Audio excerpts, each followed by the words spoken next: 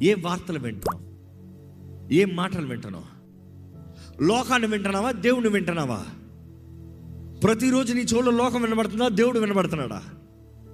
దేవుని వాగ్దానం వినబడుతున్నాయా, లోకపు పాపపు కార్యాలు వినబడుతున్నాయా? అవిశ్వాసపు మాటలు వినబడుతున్నాయా, విశ్వాసపు మాటలు వినబడుతున్నాయా? శాపపు మాటలు వినబడుతున్నాయా, దీవెన మాటలు వినబడుతున్నాయా?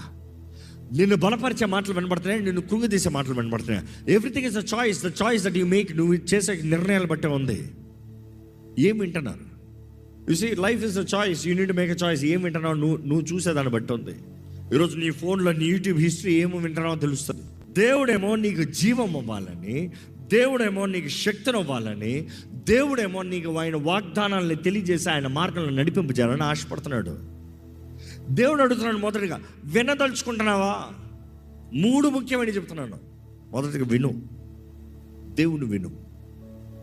కోరుకోవాల్సింది నీవు, నిర్ణయం చేయాల్సింది నీవు. ఎవరి స్వరం వింటావో నిర్ణయించాల్సింది నీవు. ఈరోజు మనుషుడికి ఉన్న పెద్ద జబ్బు వింటామంటే చెవులకు వినబడక కాదు, మైండ్కి తీసుకోడంట. కొంతమంది చూడండి, మాట్లాడతా